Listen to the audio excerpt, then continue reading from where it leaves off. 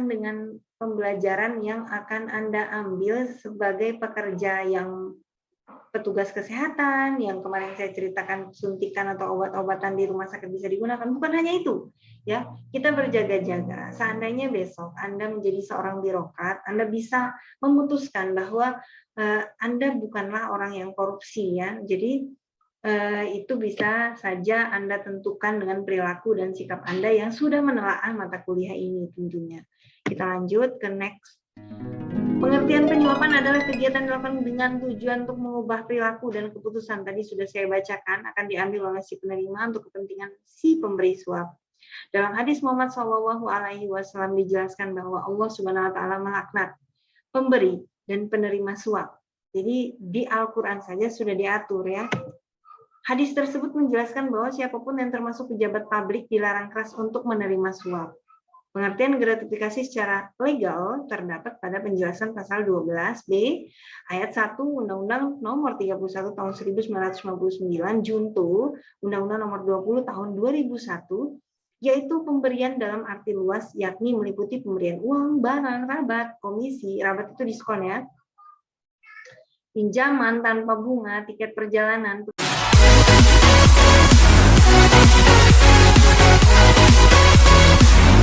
gitu ya. Padahal sebenarnya aplikasi ya, mencoba ya. Ini ada yang minta admit. Oke, kita mulai dari materi pembelajaran perspektif sosio-antropologi, perspektif psikologi, berdirinya lembaga anti korupsi ya. Tentunya lembaga anti korupsi itu yang paling dominan kita pelajari nanti adalah yang di Indonesia. Di sini saya menggunakan buku, di layar monitor terlihat wajah saya, masih terlihat teman-teman mahasiswa? Terlihat, Bu. Masih, Bu. Kalau misalnya Anda punya kakak tingkat yang punya buku ini misalnya, silahkan gunakan, tapi nanti tetap Anda bisa memperhatikan slide yang isinya kurang lebih adalah di buku ini dan saya akan membacakannya. Di sini ada perspektif sosio-antropologi. Fokus ilmu antropologi adalah pada manusia dan budayanya, baik di masa lalu dan di masa kini. Fokus ilmu sosiologi adalah pada individu dan masyarakat. Berdasarkan ilmu antropologi dan sosiologi, dikatakan bahwa korupsi adalah sebuah proses sosial budaya yang melibatkan individu dan pihak-pihak di dalam lingkungan sosial budaya, yang melibatkan individu dan pihak-pihak di dalam lingkungan sosial, budaya, ekonomi, dan politik tertentu. Jadi jika Anda mempelajari korupsi, ini kita lebih mempelajari dulu perspektif sosio-antropologinya. Jadi Anda harus mempelajari dulu manusia itu sifat secara manusia dan secara keluarnya, pergaulannya itu seperti apa. Kalau fokus antropologinya adalah manusia dan budayanya, kalau sosiologinya individu dengan masyarakat ya. Pergaulannya di luar ya. Oke, saya harap semuanya bisa share cam ya, walaupun misalnya tidak semuanya, mungkin ada yang share cam karena saya sendiri di sini ya, gitu. Sepertinya sudah pada share kamera, cuman mungkin tidak terbaca ya dengan sinyalnya ya. Lanjut, di korupsi dianggap sebagai sebuah proses sosial budaya yang bersifat berkelanjutan karena terjadi atau tidaknya sebuah tindakan korupsi akan dipengaruhi oleh aspek-aspek sosial budaya di dalam masyarakat, bersifat dinamis dan dapat berubah seiring dengan berjalannya waktu. Nah, korupsi dianggap sebagai sebuah proses sosial budaya. Jadi ada juga orang-orang yang seperti di minggu kemarin saya jelaskan, di minggu sebelumnya, yaitu korupsi itu bahkan banyak yang bilang bahwa kejadiannya yang adalah sebuah perilaku yang menyimpang. Justru malah terkucilkan dan merasa tidak percaya diri karena seluruhnya di dalam sebuah lingkungan korupsi itu, lingkungan kantor itu atau lingkungan sebuah masyarakat itu ternyata memang sudah biasa melakukan korupsi. Nah itu diwaspadai ya ketika Anda nanti ada di sekitar itu, bagaimana cara nanti bisa Anda menanggulanginya itu, gitu ya, supaya tidak terpengaruh dan bisa mendeteksi apakah itu perilaku korupsi atau bukan. Di sini, dua jenis budaya yang memberikan pengaruh besar terhadap perilaku korupsi adalah budaya di dalam birokrasi pemerintah dan budaya yang terdapat di dalam masyarakat. Jadi ada dua jenis budaya yang kita pelajari ini adalah pengaruh besar yang terhadap perilaku korupsi di dalam birokrasi pemerintahan dan di dalam masyarakat. Bukan tidak mungkin, bukan cuma di kantor saja ada korupsi ya. Siapa tahu ada di dalam lingkup masyarakat, di lingkungan RT, kelurahan, misalnya gotong royong gitu ya, tidak menutup kemungkinan itu semua ada hal-hal yang bisa dikatakan kategori korupsi ya. Coba ditutup dulu ya. Coba ditutup dulu. Tutup dulu ya. Oke. Saya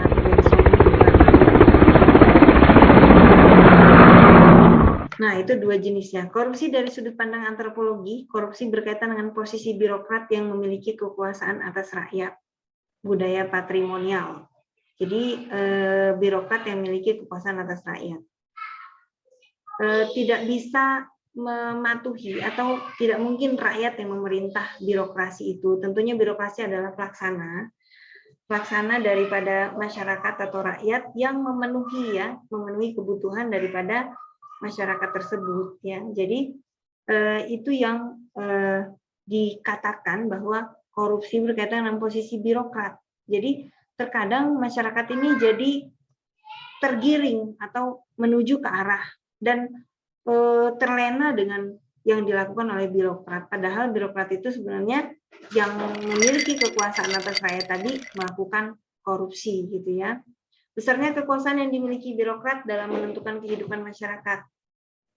Jadi di situ bisa juga besarnya kekuasaan yang dimiliki birokrat dalam menentukan kehidupan masyarakat akan berpengaruh terhadap munculnya perilaku korup dalam diri oknum birokrat. Nah itu kenapa? Karena dia merasa bahwa dirinya yang memiliki adik kuasa di sana, gitu ya. Oh, saya yang punya hak untuk mengatur keuangan di daerah sini. Saya yang punya hak untuk mengatur, padahal dia itu, birokrat itu dititipkan oleh masyarakat untuk melaksanakan pemerintahan itu dengan baik, gitu ya. Dan dititipkan adanya uang atau adanya dana supaya bisa dimanfaatkan sesuai dengan keinginan masyarakat dan rakyat sebenarnya, tetapi disalahguna karena merasa dirinya berkuasa. Nah, itu kita harus berhati-hati, siapa tahu ya. Siapa tahu di ruangan ini nantinya Anda akan menjadi kepala rumah sakit, kan kemarin saya berdoa ya, atau menjadi seorang yang penting ya sebagai birokrat ya. Bukan tidak mungkin ya dari 27 orang saya minta salah semuanya lah bisa, semuanya bisa menjadi orang-orang penting, orang-orang yang bersungguh-sungguh ya. Tidak harus jurusan yang salah, tetapi kesungguhan kita dalam menggali ilmu itu akan membentuk pribadi kita, akan menempatkan diri dengan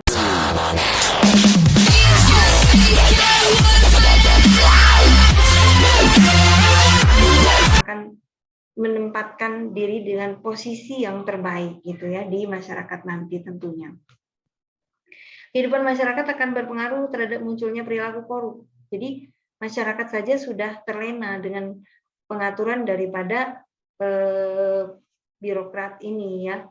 Yang menjadi sorotan tajam saat ini adalah seperti vaksin ya misalnya. Vaksin itu tidak bisa ditentukan oleh masyarakat misalnya. Pemimpin juga kadang-kadang kalau melalui voting ya banyak permainan juga di masyarakat di birokrat gitu ya. Nah yang contohnya misalnya kita memilih vaksin gitu ya, kita nggak bisa memilih vaksin itu, tapi vaksin itu yang menentukan adalah birokrat, dititipkan bentuknya seperti apa gitu ya, pendanaannya seperti apa, penggunaannya seperti apa, sampai kepada penyelesaiannya seperti apa. Kita sampai tidak tahu gitu ya, gedung yang ini terbuat, gedung peternakan sebelah sana sudah dibuat oleh pemerintah Kota Bandar Lampung dan buatnya seperti apa, dananya seperti apa, itu tentu ada komisi-komisi tersendiri yang mengawasi. Nah, komisi itu sendiri juga dititipkan oleh masyarakat untuk dia dapat hadiah ulang tahun, nah itu lain lagi gitu ya, itu bukan gratifikasi, berarti itu adalah sebuah hadiah yang murni gitu ya. Boleh-boleh saja ya, siapa tahu dia hadiahnya rumah gitu ya, tapi itu juga dicurigai lah ya, kalau sudah hadiah rumah itu dicurigai ya, terlalu besar ya. Teman-teman mahasiswa masih mendengarkan kuliah dari saya? Masih, Bu. Masih, Bu. Masih. Berlanjut kalau begitu. Kalau PSIK-nya ada kaum Adamnya ya, tapi kalau kebidanan itu murni ya, nggak ada kaum Adamnya. Iya, Bu. Iya, oke lanjut. Baik suap maupun gratifikasi ilegal merupakan pemberian sesuatu kepada pejabat publik. Pemberian suap dapat berupa janji atau pemberian barang tertentu secara real kepada pejabat publik atau penyelenggara negara untuk mempengaruhi keputusan ya, untuk mempengaruhi keputusan yang akan dibuatnya. Jadi tadinya mau keputusan A karena dia dapat hadiah, akhirnya diubah menjadi keputusan B. Nah, itu adalah menyalahgunakan gratifikasi ya. Di sisi lain, gratifikasi ilegal diberikan sebagai bentuk terima kasih atas bantuan yang telah diberikan pejabat tersebut atau untuk menjalin hubungan dengan pejabat tersebut yang dapat berpotensi memunculkan praktik korupsi di masa mendatang. Kenapa saya bilang seperti itu?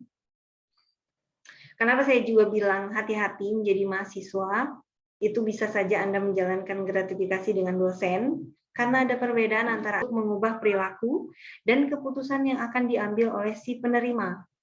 Jadi suapan itu juga hampir mirip dengan gratifikasi ya, ada perbedaannya nanti untuk kepentingan si pemberi suap ya. Black's Law Dictionary ya. Jadi sudah masuk di dalam buku hitam, mengertikan bahwa suap adalah memberikan, menerima atau meminta segala sesuatu yang memiliki nilai untuk mempengaruhi tindakan ofisial atau orang lain yang memiliki tugas hukum dan publik. Kalau saya mau samakan antara gratifikasi dengan diskon di Ramayana, tentu Anda ingin saya ilustrasikan seperti ini. Tadinya Anda tidak ingin membeli sepatu, tapi datang ke toko Ramayana. Tetapi karena di Ramayana itu diberikan diskon 80%, maka Anda lebih memilih untuk membeli sepatu itu saat itu juga. Benar begitu, teman-teman mahasiswa? Ambil sebagai pekerja yang petugas kesehatan, yang kemarin saya ceritakan suntikan atau obat-obatan di rumah sakit bisa digunakan. Bukan hanya itu, ya. Kita berjaga-jaga. Seandainya besok Anda menjadi seorang birokrat, Anda bisa memutuskan bahwa ke next. Pengertian penyuapan adalah kegiatan dilakukan dengan tujuan untuk mengubah perilaku dan keputusan. Tadi sudah saya bacakan, akan diambil oleh si penerima untuk kepentingan si pemberi suap. Dalam hadis Muhammad SAW dijelaskan bahwa Allah Subhanahu Wa Taala melaknat pemberi dan penerima suap. Jadi di Al-Quran saja sudah diatur ya. Hadis tersebut menjelaskan bahwa siapapun yang termasuk pejabat publik dilarang keras untuk menerima suap. Pengertian gratifikasi secara legal terdapat pada penjelasan pasal 12b. Extraversion, di sini extraversion, pribadi dengan kepribadian dengan tingkat extraversion yang tinggi, extrovert ya. Biasanya ramah, aktif berbicara, ekspresif, dan mudah bergaul. Sebaliknya, pribadi yang introvert biasanya bersifat tenang, introspektif ya, tertutup. Itu yang kebalikan dari extraversion ya. Extraversion itu orangnya tanpa diajak ngomong, tiba-tiba ngajak ngomong gitu ya. Itu pribadi-pribadi yang berkaitan dengan kepribadian seseorang. Terdapat sebuah konsep yang dinamakan 5 factor model. Kelima faktor ini meliputi extraversion, agreeableness, ini adalah penjelasannya ya. Ini yang bisa memungkinkan terjadinya korupsi. Hanya saja kita, ya mungkin kita juga salah satu orangnya, tetapi turut untuk menahan. Agreeableness, pribadi yang tingkat agreeableness ini tinggi, biasanya memiliki perhatian dan kebutuhan orang lain. Ya, suka membantu, bersedia bekerja sama, saking perhatian ya, saking menyetujui ya, agree berdasarkan kata persetujuan, mudah mempercayai dan orang lain serta lebih mengutamakan kepentingan orang lain. Di situ sifat dari agreeableness. Neuroticism adalah kepribadian seperti ini ditandai dengan beberapa besar probabilitas seorang akan merasa cemas dan tertekan. Pribadi dengan tingkat neuroticism yang tinggi umumnya mudah cemas dan tertekan apabila menghadapi situasi yang tidak dikehendaki. Openness to experience adalah faktor sejauh mana seseorang akan mencoba hal-hal dan pengalaman baru. Pribadi yang sangat terbuka terhadap pengalaman baru biasanya berpikiran terbuka dan out of the box kreatif, ya, sering mencari pengalaman baru. Dan conscientiousness, ya, pribadi yang tingkat conscientiousness yang tinggi adalah pribadi yang disiplin, berambisi, sangat terorganisasi, sering memiliki obsesi dan kesempurnaan. Nah, itu yang perlu Anda pahami, korupsi dari dimensi psikologi. Sifat-sifat psikologi seseorang itu ada itu, ya, ada yang tadi namanya disiplin, dan ada yang mencoba dengan pengalaman baru, ya. Ini bisa saja gitu, ya, bisa saja terjadi walaupun orang-orangnya sudah seperti ini gitu, ya, dari kepribadiannya. Dan yang lebih bisa terpengaruh adalah yang pertama, ya, dan yang kedua, karena dia selalu menyetujui, ya, mudah percaya dengan orang lain, yaitu 1 dan 2. Neuroticism adalah kepribadian seperti ini ditandai beberapa besar probabilitas, ya. Seorang akan merasa cemas dan tertekan, itu agak kurang, ya. Dan yang paling mendukung adalah sifat yang pertama dan kedua. Yang pertama itu tenang, tertutup, introspektif, dan pasif, ya, extraversion. Tidak suka bekerja sama ini ada mau mudah curiga, ya, karakter-karakter utama pada level rendahnya, ya. Saya ini di sini ada level rendah dan ada level tinggi, ya. Sini, ya, ada level rendahnya tidak suka bekerja sama, ya, ini ada level tingginya. Dia dibikin tabel lagi. Korupsi dalam dimensi psikologis ada level rendahnya tidak suka bekerja sama, tidak mudah cemas. Dibalik, ya, tidak berpikiran tertutup, santai, impulsif, ya. Nah, itu korupsi dari dimensi psikologi.